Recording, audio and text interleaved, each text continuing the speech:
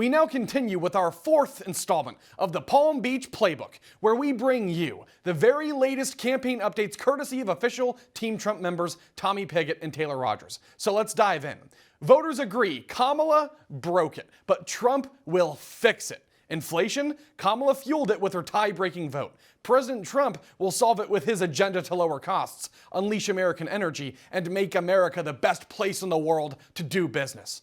The border? Well, Kamala is complicit in creating the world's worst border crisis and certainly in U.S. history. President Trump, however, will secure the border once again and enact the largest domestic deportation operation in American history.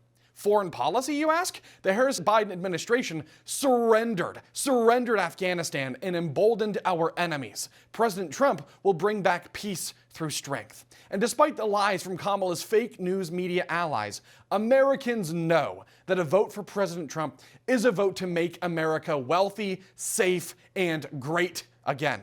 The latest CNBC All-America Economic Survey shows that voters say they will be better off financially if Trump wins by a 42% to 24% margin. Likewise, the Wall Street Journal found that 52% of voters approve of President Trump's job performance, while a majority disapprove of Kamala's job performance. The poll also found that by a wide margin, voters trust President Trump over Kamala to handle top issues such as immigration, the economy, and crime. And calling Kamala's mishandling of the border an unmitigated disaster and a complete catastrophe is, well, putting it mildly. Kamala has presided over the worst border crisis in all of American history, and it's not even close, even when using government statistics, which vastly underestimate the true impact. According to U.S. Customs and Border Protection, under Kamala, 10.8 million illegal immigrants have been encountered nationwide, excluding at least 2 million known gotaways, 1 million via the CBP One app, and millions more via private flights. About 385 illegal immigrants on the terror watch list have also been encountered at the southern border, which is 28 times the number encountered during President Trump's term in office. And Kamala is unapologetic. She is unwilling to accept any responsibility for the border crisis she was tasked with overseeing and preventing. She still hasn't apologized to the families of Laken Riley, Jocelyn Nungaray, or Rachel Morin, or the countless other American citizens whose lives were brutally ended prematurely by illegals who she imported into the country. Nor has she acknowledged that her actions are responsible for it. President Trump knows that a country cannot exist without secure borders, and on day one, he will seal the southern border and begin the largest domestic deportation operation in U.S. history. And Kamala's CNN town hall on Wednesday, well, it was an unmitigated disaster, to borrow a phrase. As if voters needed even more reasons to reject her campaign, her town hall provided them ample material, a clinic in lies, smears, radical leftism, and of course extremism cloaked in word salad. It was meant to, of course, rehabilitate her image with the friendliest possible host on the friendliest possible network, but instead it was her biggest implosion to date.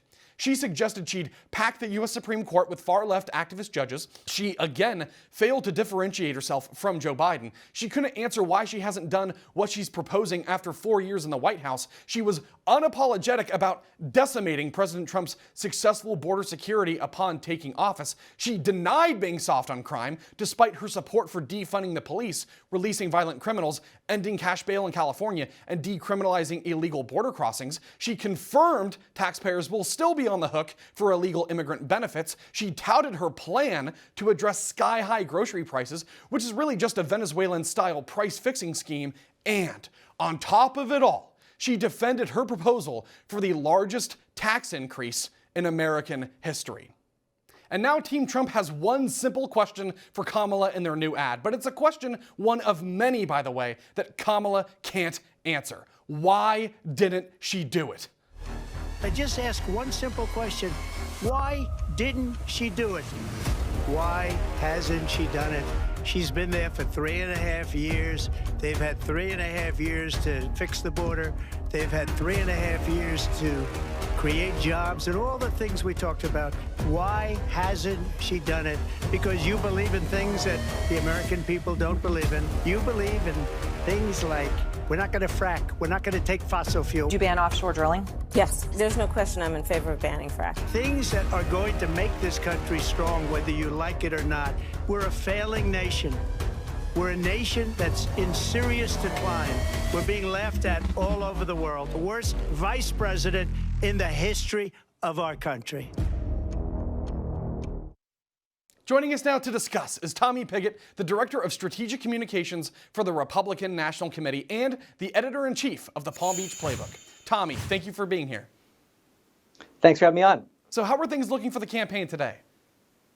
They're looking great. President Trump clearly has the momentum. I mean, when Kamala Harris first started her campaign, when she was installed as the nominee after the Democrat Party's coup to throw out Joe Biden, all she really had were quote-unquote vibes. She had no answers, no policies, no proposals. All she had were these quote-unquote vibes. Now, a few months later, she still has no policies, she still has no answers, and all of those vibes are gone. It's clear the joy is gone from Kamala Harris's campaign. President Trump has the momentum. He has the momentum because he has the proposals and plans to make America great again. He has the vision to get this country back on track. He did it when he was president before. He'll do it again. Kamala Harris has nothing to back up any of what she's saying. All it's just lies and smears over and over and over again. And that's really coming through, and we're looking at how voters are looking at this race. Yeah, absolutely. I think we're seeing that in the polls, too, because there's a new poll from New York Times Siena College that has Trump and Harris dead even 48-48 in a head-to-head matchup if the election were to happen tomorrow. That's pretty bad news for the Harris campaign, isn't it? Yeah, especially if you look at the trends. I mean, what we're seeing from a lot of these polls are the polls consistently moving in President Trump's direction. I mean, when you look at any one poll, it's important to look at where that poll was previously, as opposed to looking at that poll in isolation. So when you look at all of these polls, each one of them individually, but as a group, and then look at the trends of where they've come from, it's clear those polls are moving in President Trump's direction. And that's why we're seeing all of these stories from the Democrat side of the aisle about the panic over there. We're seeing all these stories about President Trump's historic support with Black Americans, Hispanic Americans, young Americans. We're seeing Democrats voting for President Trump. We're seeing all of these stories criticizing Kamala Harris after that disastrous town hall, including David Axelrod, by the way, who is an Obama advisor. So it's very clear the momentum is on President Trump's side that's coming through. But to say again, like we've said before, it's important. Nobody takes any of this for granted. Nobody thinks that we have this in the bag. You got to make your plan to vote, because polls are great, but the only poll that ends up mattering is the final results on election day. We got to make sure we get out and vote. Yeah, absolutely. And it's so crucial because Trump isn't just running against Kamala Harris. He's running against the media establishment behind her. He's running against the deep state. He's running against these intelligence communities who operate with little to no oversight, all of the unelected bureaucrats that continue to encroach on our basic God-given rights. So he's really running on behalf of us against this giant Leviathan bureaucratic state in D.C. that has a stranglehold on American politics and the American voter. And so I think this is so much bigger than just one election. It's really about the whole future of our country. So yes, make a plan, get out there as soon as you physically can. You never know what might happen on election day. So please, please do not wait until the last moment. And as we're coming up against a break here, Tommy, I'd like to ask you, what are some of your final thoughts as we're less than 12 days now to the election day? Well, I think now it's in the hands of the American people, and the American people are already starting to speak by voting early. They'll make their voices heard in November. It's up to them now. We're seeing across the board, though, enthusiasm for President Trump. President Trump has those proposals. Like you said, President Trump's closing argument is Kamala Harris broke it and he will fix it. What is Kamala Harris's closing argument? She doesn't have one. She has failed the entire time she's been in the administration and before that. She is a failure. President Trump is a success, and he has the record to back that up. That's the final argument, and that's the final argument that's going to win this campaign. Yeah, absolutely. Well said. I certainly hope you're right about that. We will be working, fighting, and praying as much as we can to make that happen. And of course, Tommy, thank you as always for stopping by. I appreciate it. Thanks for having me on.